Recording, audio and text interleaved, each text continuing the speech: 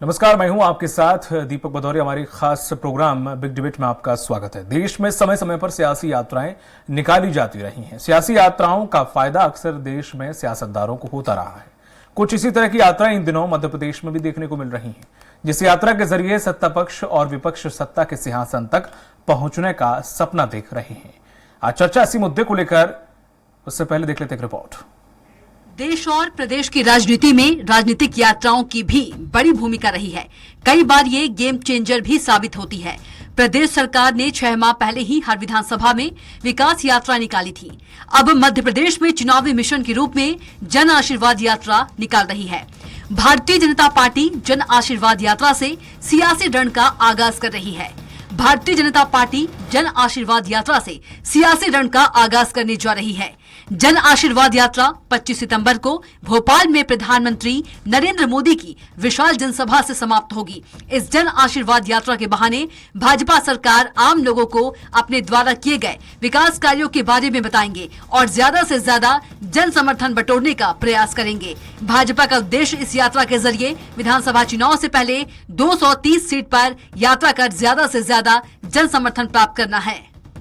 वहीं 20 सितंबर से प्रदेश में प्रारंभ होने वाली जन आक्रोश यात्रा सभी 230 विधानसभा क्षेत्रों में पहुंचेंगी। इसके लिए 7 अलग अलग स्थानों से यात्रा निकाली जाएंगी। इसकी तैयारी के लिए पार्टी ने सभी जिला अध्यक्षों को भोपाल बुलाया है। वहीं कांग्रेस की यात्रा को लेकर संगठन के पदाधिकारियों का कहना है कि यात्रा के दौरान महंगाई, बेरोजगारी, भ्रष्टाचार, अनुसूचित जाति जनजाति और अन्य पिछड़ा वर्ग के उत्पीड़न, महिला अत्याचार, सरकार की घोषणाओं की स्थिति सहित अन्य विषयों को प्रमुखता से उठाया जाएगा। साथ ही कांग्रेस द्वारा सरकार बनने पर 11 वचन लागू करने का वादा किया है, उन्हें प्रचारित किया जाएगा। यात्रा को सफल बनाने के लिए युवा कांग्रेस, महिला कांग्रेस, भारतीय राष्ट्रीय छात्र संगठन, सेवा दल, मीडिया, सूचना प्रौद्योगिकी विभाग सहित पार्टी के अन्य संगठनों को जिम्मेदारी सौंपी गई है। बहरहाल बीजेपी की जन आशीर्वाद यात्रा और कांग्रेस की जन आक्रोश यात्रा का मकसद सत्ता पाना ही है। दोनों ही दल इन यात्राओं के जरिए एक दूसरे की पोल खोलने की बात कर रही है। ऐसे में देखने वाली बात यह होगी कि इन यात्राओं का असर आम जनता पर कितना होता है। सलमान खान, स्वराज एक्सप्रेस।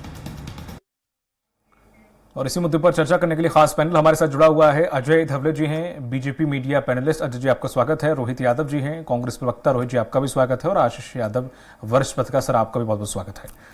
जिस तरह से रोहित जी देखें कि जन आक्रोश यात्रा, बीजेपी तो अपना जो एक्सपेरिमेंट है जन आशीर्वाद यात्रा का पिछली 2 बार कर चुकी है। वो कहीं तक इसमें सफल भी रहे, कहीं तक थोड़ा चूके भी। लेकिन आपका ये जन आक्रोश यात्रा के साथ मध्य प्रदेश में पहली दफा कुछ एक्सपेरिमेंट है, या क्या रणनीति के तहत ये जो जन आक्रोश यात्रा है वो निकाली जा रही है? क्या राजस्थान की थीम हमने, जैसे राजस्थान में बीजेपी निकाल रही है, वही हमने कॉन्सेप्ट लिया है, या फिर हमने ये देखा कि आक्रोश है तो इसका नाम जन आक्रोश रख दो, पहले कुछ और था? रोहित जी, ये बात पहली बात कर देना चाह रहा हूँ कि जन आशीर्वाद यात्रा तो हो ही नहीं सकती है भाजपा की, क्योंकि जनता ने इनको अपना आशीर्वाद दिया नहीं था। जनता ने 5 साल पहले इनसे अपना आशीर्वाद वापस ले लिया था। ये तो सामंतवादियों की सरकार है, जिन्होंने पैसे का लेन देन करके और भय का माहौल बना के सरकार बनाई है। इसलिए देखो, जन आशीर्वाद यात्रा नहीं, इनको सेठ आशीर्वाद यात्रा निकाली थी। जिन सेठों का इन्होंने एहसान दिया है उनका धन्यवाद करना चाहिए, उनसे आशीर्वाद लेना चाहिए, जिनकी वजह से इनकी सरकार बनी है। क्योंकि 7.5 करोड़ जनता का जो जनादेश था, जो जन यात्रा थी, वो तो कांग्रेस के पक्ष में थी और इन्होंने उसको सीधे तौर पे एक तरह से कहा जाए तो जनता का माहौल उड़ाया है और उनके भावनाओं की कोई कदर न करते हुए उनको जनतंत्र में कोई भरोसा ही नहीं है। ये तो सीधी सीधी बात है कि ये वो लोग हैं जिन्होंने इन प्रकार निश्चित सत्ता हासिल करने के लिए सारा षड्यंत्र रचा। मध्य प्रदेश की 18 महीने की कमलनाथ जी की जो सरकार थी, एक बहुमत की सरकार थी, जनादेश की सरकार थी, उसको इन्होंने नकारने का काम किया, जनता के आदेश को नकारने का काम किया। इसलिए 7.5 करोड़ जनसंख्या जो है मध्य प्रदेश की। पर रोहित जी, ये इतनी शिकायतें अगर हम जन आक्रोश यात्रा में लेकर जाएंगे, जनता आजकल लाभ अपना देखती है, शिकायत से मतलब नहीं है। जो हो रहा है, जनता कहेगी हम मूर्ख नहीं है, आप हमें जो बता रहे हैं हम भी कुछ देख रहे हैं, लेकिन आप क्या दोगे वो अलग बात है।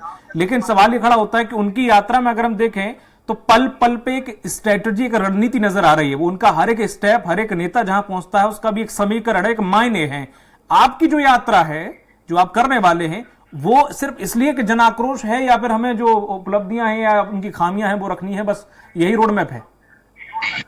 देखिए, जनाक्रोश यात्रा जो है ये कांग्रेस की यात्रा नहीं है, ये जनता की यात्रा है, जिसको प्लेटफॉर्म कांग्रेस ने देने का काम किया, जनता की आवाज उठाने का काम किया। सही बात तो ये है कि आगे पाठ पीछे सपाट वाले लोग हैं, इन्होंने इतने कमिटमेंट कर दिए, इतने वादे, इतनी घोषणाएं करी कि अब तो ये खुद भी भूल गए हैं कि कितने वादे इन्होंने किए थे, कितने निभाए हैं, कितने नहीं निभाए हैं। ये सिर्फ एक सिरे से सिर्फ और सिर्फ बातें करते जा रहे हैं, उसका क्रियान्वयन क्या हो रहा है, उसमें क्या लोगों को हासिल हो रहा है, इससे इनका कोई लेना देना नहीं है। सारी की सारी जो इनकी रणनीति है वो जनता के हाथ में झूठ झोंकना है, उन्हें मूर्ख बनाना है। अगर ऐसा ही होता तो ये दलित की, पिछड़ों की और सभी लोगों की बात करते हैं, समरसता कार्यक्रम चलाते हैं और इन्हीं की पार्टी के पदाधिकारी और विधायक दल के समर्थक लोग कभी किसी आदिवासी के ऊपर मूत्र विसर्जन करते हैं, कभी किसी अनुसूचित जाति को मन खिलाने का काम करते हैं।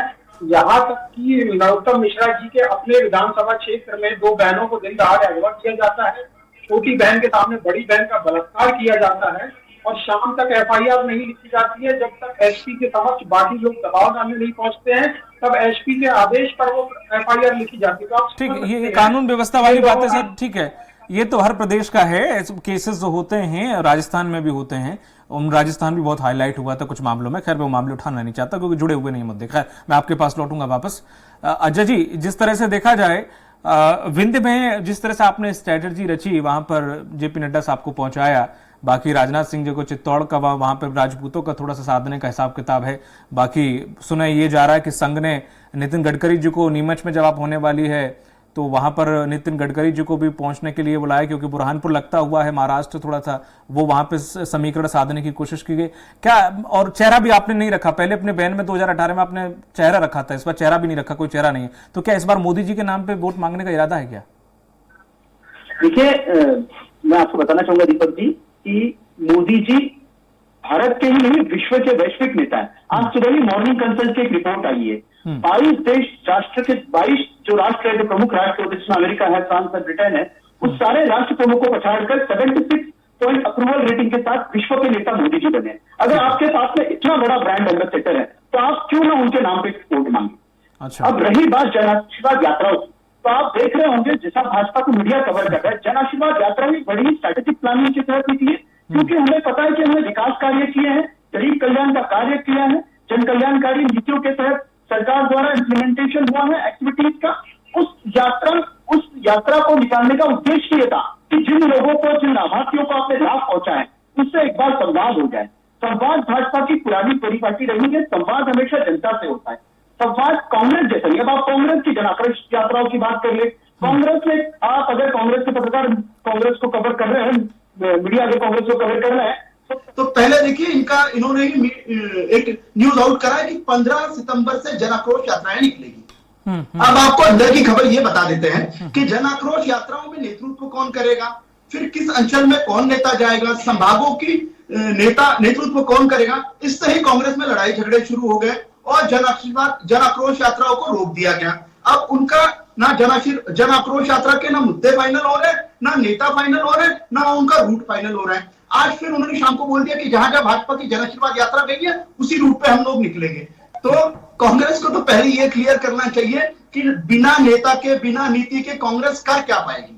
और आप आक्रोश कर रहे हैं, तो आप भी तो केंद्र से मंगा रहे हैं, पहले आपकी कमेटी में ही आक्रोश निकल गया, आपकी खुद की कमेटी में ही आक्रोश निकल गया। रणदीप सिंह सुरजेवाला जी भोपाल में आके बैठे हैं और पूरी तरह से झगड़े लगे हैं। आप देखिए स्क्रीनिंग कमेटी में 3 नाम बाद में जुड़ाने पड़ रहे हैं इनको, अजय सिंह राहुल भैया, सुरेश पचौरी जी, अरुण यादव जी। ये क्या कांग्रेस के वरिष्ठ नेता नहीं थे? इनको पर्पसफुली स्क्रीनिंग कमेटी में ऐड नहीं किया था। जब पता चला कि ये जनाधार वाले नेता हैं, ये तो सर अभी आप सर उनके आंतरिक मामलों में क्यों बोल रहे हैं कि कौन से नाराज है? उनके कुछ भी रणनीति हो सकती है। अब अगर वो अपने नाम गिनाने लगे, नारायण त्रिपाठी आपके खिलाफ बोल रहे हैं, उमा भारती जी आपके खिलाफ बोल रहे हैं, सबको भी गिनाने लग जाएंगे, क्या अर्थ है इसका? दीपक जी अब कहा तो ये जा रहा है कि चेहरा इसलिए नहीं लगा रहे कि अंदर खाने में आपके बहुत चेहरे को लेकर कसमकस है, इसलिए चेहरा नहीं लगाया सीएम का। कहा तो ऐसे सर सब पार्टी में होती है, अलग बात है। प्रदेश की 8.5 तो देख रही है और माननीय मुख्यमंत्री शिवराज सिंह चौहान द्वारा किए गए कार्यों को लेकर हम आशीर्वाद मांगने जा रहे हैं। तो चेहरा तो हमारा दिख रहा है, जनता को पूरा भाजपा का सामूहिक चेहरा है और प्रधानमंत्री नरेंद्र मोदी जी का आशीर्वाद है भाजपा पे। तो हम चुनाव में तो उतर चुके हैं। आपको पहले तो इन लोगों से पूछना चाहिए, हम भी चाह रहे हैं कि एक सशक्त विपक्ष हमारे सामने चुनाव में आए, कांग्रेस इतना अंदर खेलने में बढ़ गया है कि उन्हें पता ही नहीं चुनाव लड़ना है, यात्रा निकालनी है या स्क्रीनिंग कमेटी की बैठक पूरी करके टिकटें देने। 6 महीने से पहले टिकट देने वाले थे, अभी चुनाव आने में भी 15-20 महीने भर बाद आचार संहिता लग जाएगी। कहाँ है इनके टिकट, कहाँ है इनका नेतृत्व? आपको इनको पूछना पड़ेगा। विपक्ष की बात आप क्यों कर रहे हैं? विपक्ष बेचारा इसीलिए रो रहा है, केंद्र से लेकर राज्य तक आप विपक्ष को खड़ा ही नहीं होने दे रहे। कहीं बोलते हैं माइक बंद कर देते हैं, कहीं बोलते हैं कि प्लेटफॉर्म नहीं देते। हमें सशक्त विपक्ष की आवश्यकता है, हम सशक्त विपक्ष चाह रहे हैं। कुछ विपक्ष को तो बिल्कुल मिटा ही दिया, खत्म ही कर दिया। विपक्ष नहीं चाह रहे। खैर, मैं आपके पास लौटूंगा क्योंकि स्थानीय पार्टियां, जैसे बीजेपी का एक बड़ा बयान जो बिहार में वायरल हुआ था, उससे बड़ा आपको नुकसान भी हुआ था। तो विपक्ष की बात आप क्यों कर रहे हैं? विपक्ष की कई पार्टियां तो, जो स्थानीय पार्टियां तो लगभग खत्म होने पे आ गई, हाशिए पे आ गई हैं। खैर, मैं आपके पास लौटूंगा। आशीष जी, जिस तरह से देखा जाए दोनों की यात्राओं का हम अगर देखें तो आपका जो अभी पत्रकारिता का जो अनुभव रहा है, अगर ऐसी ये जनाक्रोश यात्रा करने के बजाय 2018 में जो दिग्विजय सिंह जी ने जो यात्रा की थी उसका फल भी ना बड़ा मीठा मिला, तो बड़ा अच्छा खासा मिला था। कुछ वैसी यात्रा निकालनी चाहिए थी कि ये द्वेष की कुछ यात्रा निकालनी चाहिए थी कि जो वाकई इन्हें फायदा करेगी? देखिए, दिग्विजय सिंह की यात्रा एक दूसरे परिप्रेक्ष्य में शुरू हुई थी और वो चुनाव के समय चूंकि शुरू हुई थी और उसका निश्चित तौर पे जब सियासी आदमी कोई काम करता है तो उसके सियासी अर्थ भी होते हैं और नफा नुकसान भी होता है। तो कांग्रेस ने उस यात्रा से गेन किया, ये सही बात है। लेकिन इस बार अब उस तरह की यात्राओं के बजाय जो पदयात्राएं कांग्रेस कर रही है, कांग्रेस ने कोशिश तो की है, बहुत सारी पदयात्राएं जगह जगहों से निकाली हैं उसने, और इससे बड़ी पदयात्रा एक जो है 4-6 महीने पहले यहाँ से निकल चुकी है, जो 15 दिन वो ये मध्य प्रदेश में रही थी, राहुल गांधी की यात्रा। तो कांग्रेस इस तरह से अपना काम कर रही है। यह जरूर है कि कांग्रेस का जो थोड़े से कार्यक्रम होते हैं और ये सारी चीजें जो होती हैं वो बहुत ऑर्गेनाइज नहीं होती हैं। ये नई बात नहीं है, ये दशकों से ऐसे ही हो रहा है कांग्रेस में। तो कांग्रेस में इससे अगर भाजपा इसको बेंचमार्क बना के काम करेगी तो मुझे लगता है, जो मैं समझता हूँ, कि भूल करेगी। क्योंकि कांग्रेस अपनी इसी मतलब कहीं अनुशासनहीनता, कहीं बयानबाजी, कहीं मतलब अनऑर्गेनाइज्ड वे में काम करके भी सत्ता में आई है और उसने सरकारें भी चलाई हैं लंबे समय। तो ये कांग्रेस का चरित्र है, कांग्रेस अपने हिसाब से मैनेज करती है। बीजेपी बहुत ऑर्गेनाइज वे में काम करती है, उसके बाद भी चुनाव जीतती भी और हार भी जाती है। 2018 का चुनाव इसका नमूना है सामने हमारे। तो ये हमसे ज्यादा एक सतर्क राजनीतिक पार्टी के तौर पे भाजपा ने इसे समझा है कि 2018 में जो उसके साथ हुआ था वो एक हल्की सी झलक थी और ये 2023 कहीं उस झलक का विस्तार ना हो जाए। तो उस विस्तार को रोकने के लिए भाजपा ने बहुत सारे कार्यक्रम चलाए हैं, विकास यात्रा चलाई है, जन आशीर्वाद यात्रा चलाई है, प्रधानमंत्री के लगातार दौरे हो रहे हैं, 4-5 केंद्रीय मंत्री लगातार यहाँ पे काम कर रहे हैं, संगठन एक किस्म से वही लोग चला रहे हैं, पूरा चुनाव वही लोग मैनेज कर रहे हैं। तो ये ठीक है, एक बड़ा दल जो होता है अगर अपनी वो कमी और कमजोरियों को समझ ले और उसका समय रहते उपचार करे तो भाजपा कर रही है उसका।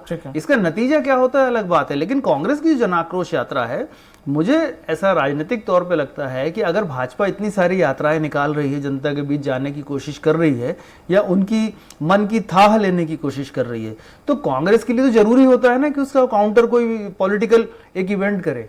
तो जनाक्रोश यात्रा अगर कांग्रेस निकालती है लेकिन व्यवस्थित थोड़ा सा हो जाए और ठीक तरीके से निकालेगी तो मुझे लगता है प्रभावशाली हो सकती है। बीजेपी ये कोशिश कर रही है कि अपनी उपलब्धियों को जनता के सामने रखें, जनता का मन टटोल लें। कांग्रेस के पास जो मुद्दे हैं वो निश्चित तौर पर बीजेपी के खिलाफ, उसके शासन के खिलाफ है, तथाकथित आरोप है उसके पास, तो वो अपनी बात उनके मन में उतारने की कोशिश करेगी। तो ये दोनों इवेंट जो है राजनीतिक रूप से अपनी अपनी जगह पर ठीक है, लेकिन सवाल ये उठता है कि इसका प्रभाव क्या पड़ता है। इसके प्रभाव हम देखेंगे, जन आशीर्वाद यात्रा चल तो रही है, लेकिन देखिए इसके पहले विकास यात्राओं में बहुत सारे विवाद सामने आए थे। सही बात है। जन आशीर्वाद यात्रा में भी रह के कुछ ना कुछ चीजें उभर रही हैं। एक बड़े नेटवर्क में जब काम होता है तो इस तरह की चीजें आती हैं, स्वाभाविक हैं। लेकिन अब जन आक्रोश यात्रा कांग्रेस अगर उस तरह से एक सही लाइन पर इन चीजों को चलाए तो ये दोनों ही दल इसके जरिए जनता का मानस टटोलने की एक एक्सरसाइज कर सकते हैं, जो उनको टिकट वितरण में और 1.5-2 महीने बाद जब चुनाव अनाउंस होगा 1.5 महीने बाद तो उसमें काम आएगा। ठीक है। रोहित जी, जिस तरह से देखा जाए, अभी सर ने कहा कि ऑर्गेनाइज नहीं रहती है कांग्रेस, लेकिन वो अपने हिसाब से काम चला लेती है कि उसका कहीं ना कहीं एक इलेक्शन भी है कि वो एंड में सब ठीक कर लेती है। सवाल ये खड़ा होता है कि अभी जिस तरह से देखा जाए जन आक्रोश आ रहा है, अभी रिसेंटली आपने फाइनल की, शायद 15 या 16 17 को की जा रही थी, अब शायद कहा जा रहा है कि 20 तारीख को हो रही है। उसमें भी बड़ा कश्मकश है, कोई बड़ा निर्धारित चीज़ें नहीं है, नेताओं के नाम भी बदले गए और कई नेताओं के नाम आए कि ये नेता जाएंगे बाद में, अभी तक शायद पूरे नेताओं के नाम क्लियर हुए कि नहीं हुए अभी नहीं पता। दूसरा, आपने टिकट में बड़ा देरी कर दी।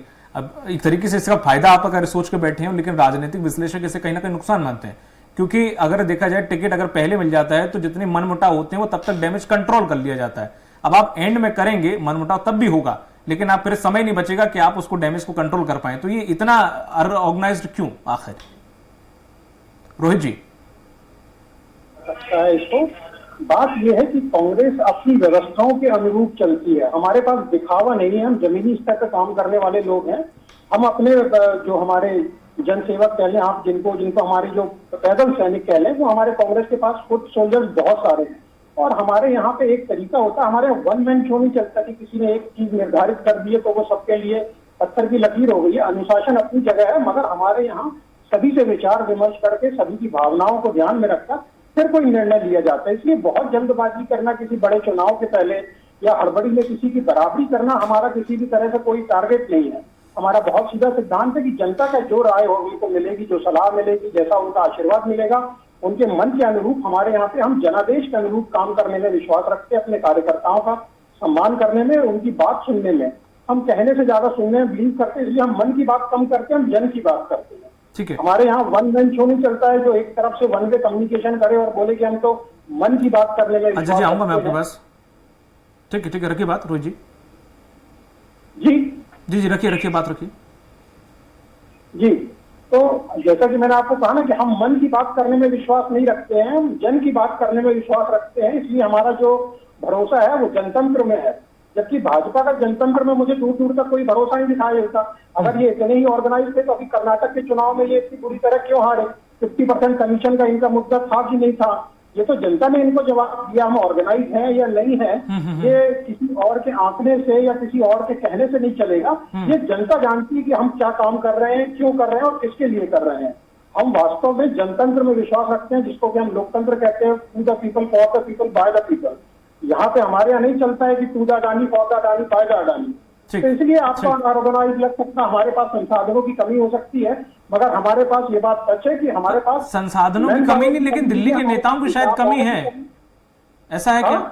दिल्ली से आने वाले नेताओं की कमी है, उनके पास दिल्ली से आने वाले नेताओं की फौज है। अगर वो हर विधानसभा में एक दिल्ली का नेता उतारे तो शायद भी उनके विधानसभा कंप्लीट कर लेंगे। लेकिन आपके पास आप गिने चुने हमेशा 3 नाम गिनाते हैं, राहुल गांधी, प्रियंका गांधी। हालांकि प्रियंका गांधी का होगा अपना जनाधार, लेकिन उत्तर प्रदेश में वो ज्यादा सक्रिय हैं तो उनका वहां पर जनाधार ज्यादा है। लेकिन अगर बात करें फिर मल्लिकार्जुन खड़गे जी, बस 3 नामों के अलावा अक्सर कोई चौथा नाम आप गिनाते सुना नहीं मैंने कांग्रेस को। नहीं, आप एक बात करिए, आप दिग्विजय सिंह को कैसे भूल सकते हैं? मध्य प्रदेश मैंने सर दिल्ली से बोला सर। कैसे भूल सकते हैं आप, ये बताइए। सर वो दिल्ली से बोला मैंने सर, राज्य की बात ही नहीं की मैंने सर। देखिए, हम चेहरे की राजनीति नहीं करते कि किसी एक चेहरे को चमका के झूठ मूठ का हमने सामने दिखा दिया है चाल। तो आप इस यात्रा में राहुल गांधी और प्रियंका गांधी जी को नहीं बुलाएंगे? बिल्कुल, प्रियंका गांधी जी तो अभी तो आप कह रहे चेहरा चमकाने में यकीन नहीं रखते। सिर्फ एक व्यक्ति के पीछे चेहरा चमकाने में नहीं यकीन रखते, हम तो जनता के पीछे आदेश पे चलते हैं। हाँ ठीक है, अब आपके पास लौटूंगा मैं। जी रोहित जी, आप पहले रखिए बात, फिर मैं आपसे सवाल करूंगा। हाँ, तो मैं आपको वही बात कह रहा था कि दिल्ली से बुलाने की बहुत जरूरत उनको पड़ती है जिनको जनता का समर्थन नहीं है। हमारे पास जनता का समर्थन है, इसलिए आपने देखा होगा हमारी जो भारत जोड़ो यात्रा थी उसमें कोई प्रशासनिक लोग तो लगे नहीं थे, कोई बुलाई हुई भीड़ जो हमारी पैसे की जनता तो थी नहीं, वो आम जनता का सपोर्ट था जो हमारे साथ हमेशा से रहा है। और यही बात आपको मध्य प्रदेश के चुनाव में देखने को मिलेगी जब कांग्रेस पूर्ण बहुमत की सरकार बनाएगी। तो आप जिसको आज अनऑर्गेनाइज कह रहे हैं या कह रहे हैं कि हम उसका तो फायदा मिल तो गया सर आपको। अब तो टाइम हो गया राहुल गांधी को उस यात्रा को निकले, अब तो ठंडा पड़ गया मामला, अब कहां से उसका लाभ मिले? जब मिलना था पिछला मिल गया। खैर मैं आपके पास लौटूंगा। अजय जी, जिस तरह से देखा जाए, हाँ आप पहले बात रख लीजिए। जी बोले। जैसा रोहित जी बोल रहे हैं कि हमारे कांग्रेस में वन मैन शो नहीं होता है, मैं इनको एक फोटो याद दिलाना चाहता हूँ।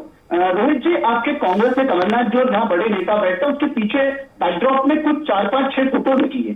उस 6 फोटो में 3 फोटो है राजीव गांधी, सोनिया गांधी और राहुल गांधी। अब आपको समझना पड़ेगा ये कांग्रेस है क्या? कांग्रेस एक परिवार द्वारा चलाया जा रहा सिंडिकेट है।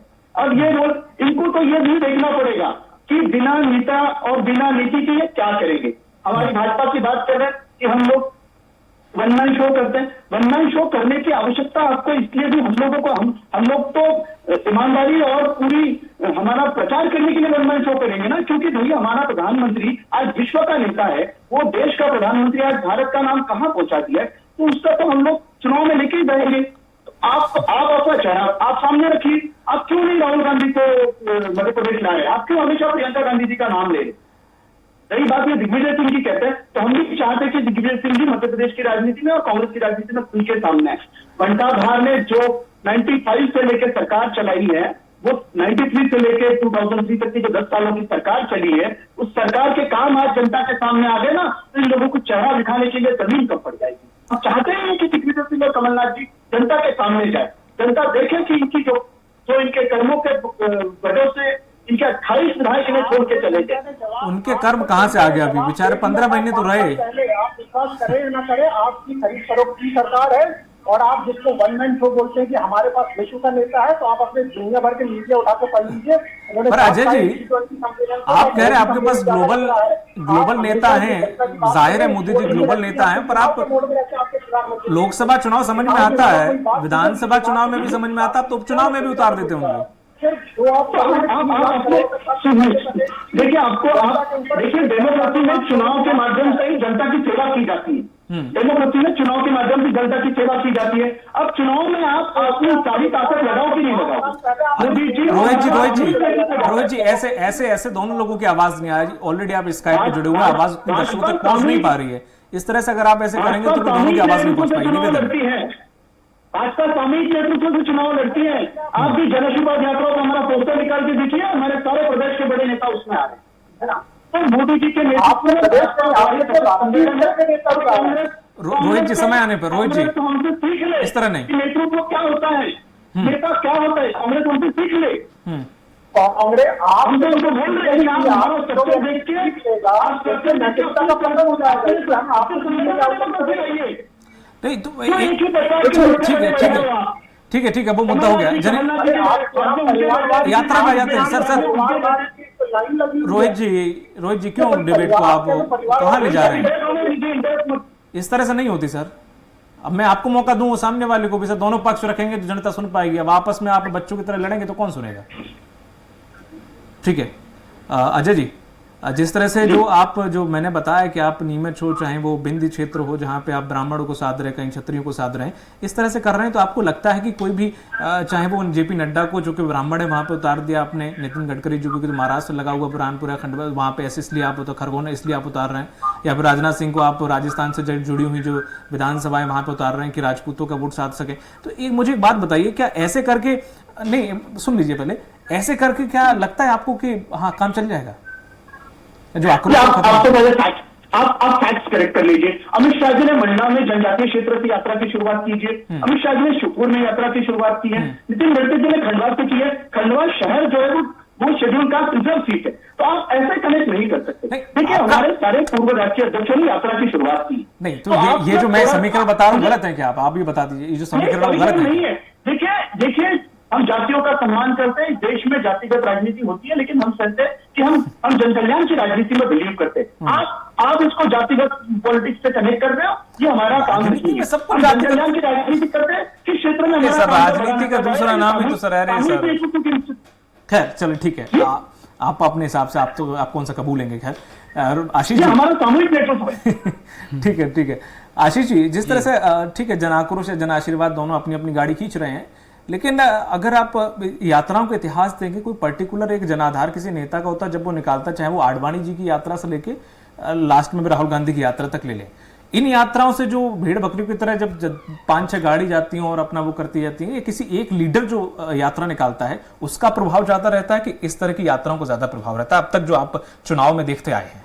देखिए यात्राओं का जो प्रभाव होता है वो चुनाव के वक्त जो यात्राएं होती हैं वो मुझे लगता है कि सामूहिक तौर पर जो यात्राएं होती है संगठन की, ठीक है, वो ज्यादा प्रभावशाली हो सकती है, क्योंकि ये जो यात्रा होती है वो किसी एक व्यक्ति की यात्रा होके रह जाती है। ठीक है। लेकिन यदि उसमें कुछ लोग, जैसे मध्य प्रदेश की परिस्थिति और जो चुनाव का वक्त है, तो बीजेपी यदि जन आशीर्वाद यात्रा निकाल रही है या कांग्रेस जन आक्रोश यात्रा निकाल रही, तो उसमें जितने ज्यादा स्थानीय नेताओं की उन पर्टिकुलर अंचल में मौजूदगी होगी, उतना ज्यादा ये लोग अपना बेहतर संदेश वहां पर दे सकते हैं मतदाताओं को।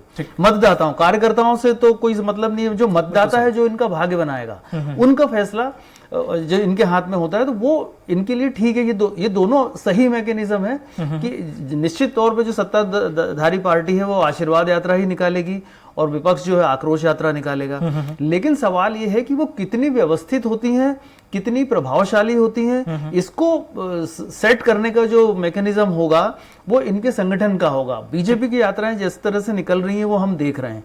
कांग्रेस की यात्रा जिस तरह से निकलेगी, और एक जॉइंट यहाँ रैली की भी बात हुई है कि अभी इंडिया अलायंस के लोग रैली करेंगे, ये चीजें होंगी, तो ये चीजें कैसे काम करेंगे, चीजें सामने आएंगी। लेकिन दूसरी बात एक और भी है कि कांग्रेस अलग चरित्र से काम करती है, अलग तरीके से काम करती है, उसमें किसी मतलब कोई नई चीज नहीं। यदि कांग्रेस भाजपा हो जाएगी तो फिर मतदाताओं के पास चॉइस का क्या तरीका होगा, जो भाजपा की तरह काम करने लगेगी, और या कांग्रेस या भाजपा कांग्रेस जैसा करने लगेगी तो फिर मतदाताओं के पास क्या चॉइस होगी। जो दो लोग अलग रास्ते पे काम करते हैं वही चॉइस के तरीके होते हैं।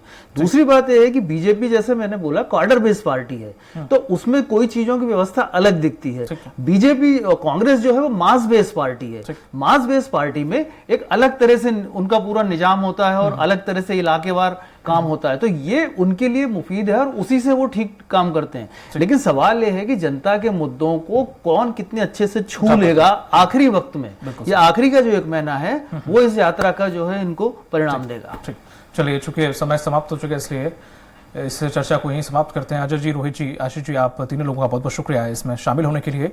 यात्राओं का इतिहास पुराना रहा और इसके अचंभित कर देने वाले नतीजे भी आए हैं, पर क्या मध्य प्रदेश में ये समीकरण सही बैठता है, ये देखने वाली बात होगी। मुझे दीजिए इजाजत, नमस्कार।